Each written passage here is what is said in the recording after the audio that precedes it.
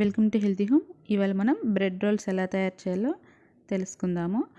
ముందుగా ఒక బౌల్ తీసుకుందాం. ఇందులో ఉడికించుకొని మెత్తగా మ్యాష్ చేసుకున్నటువంటి బంగాళదుంప ఒక అరకప్పు వేసుకుందాము.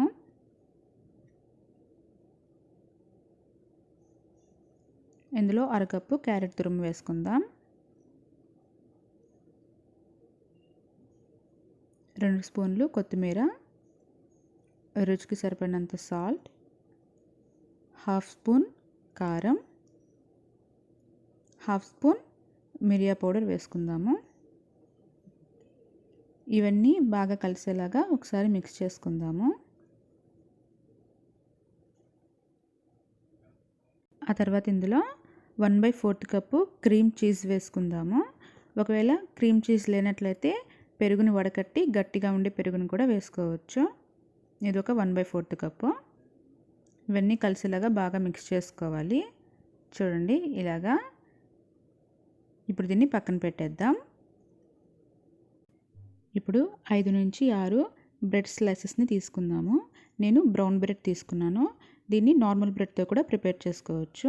వీటికి ఉండేటువంటి అంచుల్ని కట్ చేసేసుకోవాలి. చూడండి ఇలాగా అన్ని వైపులా కూడా కట్ చేసుకోవాలి. ఇప్పుడు అట్లకర్రతో దీన్ని చపాతీని రుద్దుకున్నట్లుగా రుద్దుకోవాలి. ఇప్పుడు మనకి బ్రెడ్ స్లైసు కొద్దిగా పల్చగా వస్తుంది.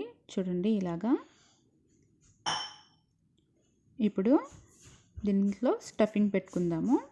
మనం ప్రిపేర్ చేసుకున్నటువంటి క్యారెట్ అలాగే పొటాటో మిక్చర్ని ఒకవైపుగా ఈవెన్గా స్ప్రెడ్ చేసుకుందాం.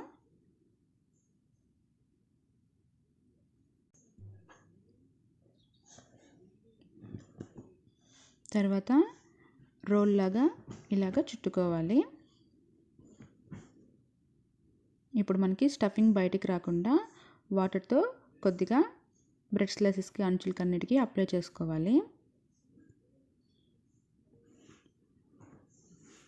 అప్లై చేసి వాటిని ఇలాగ కొద్దిగా ప్రెస్ చేస్తే మనకి క్లోజ్ అవుతుంది. అలాగే 2 వైపుల అంచుల్ని కూడా క్లోజ్ చేసుకోవాలి.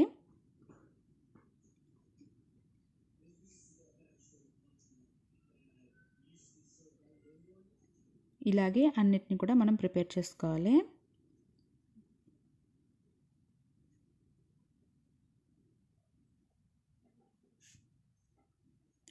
మనం పెట్టుకునే స్టఫింగ్ని బట్టించి మనకి ఎన్ని బ్రెడ్ రోల్స్ అనేది వస్తాయో తెలుస్తుంది. నాకైతే 6 బ్రెడ్ రోల్స్ వచ్చాయి. ఇప్పుడు స్టవ్ వెలిగించుకొని ఒక ప్యాన్ పెట్టుకుందాము. ఇందులో కొద్దిగా బటర్ని వేసుకుందాం. బటర్ లేకపోతే ఆయిల్తో అయినా కూడా దీన్ని ప్రిపేర్ చేసుకోవచ్చు. బటర్ అంతా కూడా అప్లై చేసుకోవాలి. తర్వాత మనం తయారు చేసుకున్నటువంటి బ్రెడ్ రోల్స్ని పెట్టుకుందాము.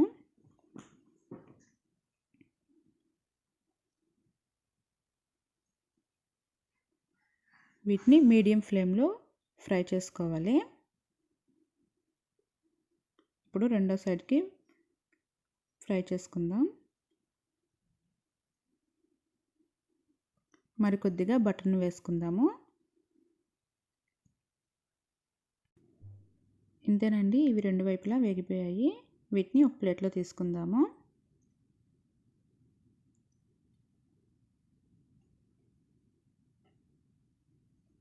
ఇవి చాలా సింపుల్గా చాలా ఫాస్ట్గా రెడీ చేసేసుకోవచ్చు.